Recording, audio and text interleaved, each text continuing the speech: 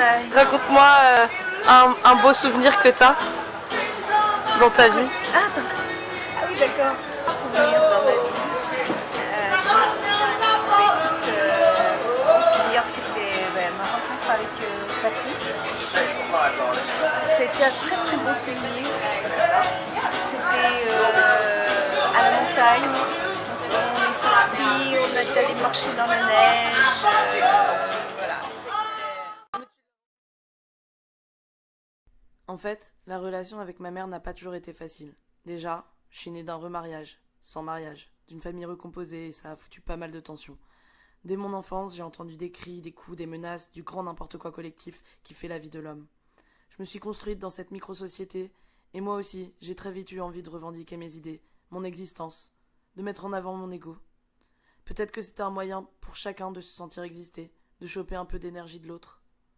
Du coup, avec ma mère, on s'est pas mal embrouillé. Elle m'a fichu des claques, je l'ai poussée. Elle m'a humiliée, je l'ai insultée. Elle m'a traîné par les cheveux, je lui ai serré son bras maigrelet en signe de domination.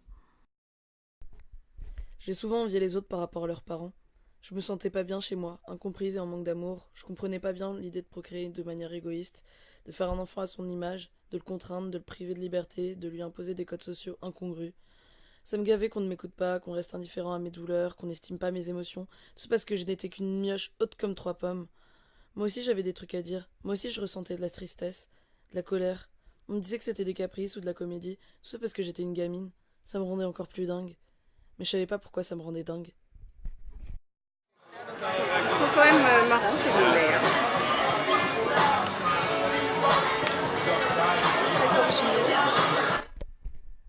La plupart de mes potes ont vécu ce même trauma, cette pure domination de l'adulte sur l'enfant, comme s'il y avait un gap entre les deux. Ils ne se disent certainement pas que c'est un trauma. Je pense même qu'ils reproduisent ce qu'ils ont subi parce qu'ils pensent que c'est l'ordre naturel des choses. C'est comme quand une femme est mariée de force car elle doit appartenir à un homme, qu'elle subit des tonnes d'humiliations et que pourtant, elle reproduit ce qu'elle a vécu sur ses enfants, en mariant ses filles de force.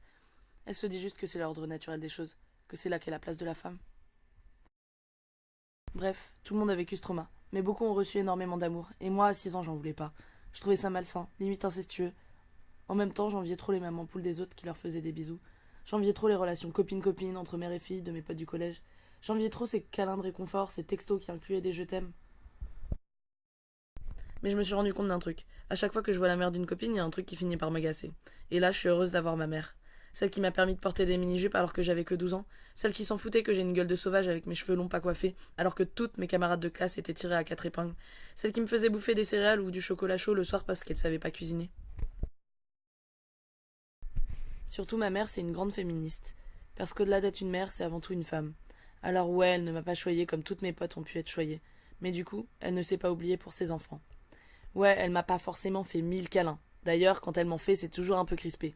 Mais au moins, elle a vécu sa vie pour elle. Elle a peut-être pas fait consciemment, mais elle a dit fuck à la société qui veut qu'on soit une mère avant d'être une femme, qu'on donne tout pour ses enfants, et je suis tellement reconnaissante qu'elle m'ait transmis ce modèle. C'est tellement important de vivre sa vie pour soi.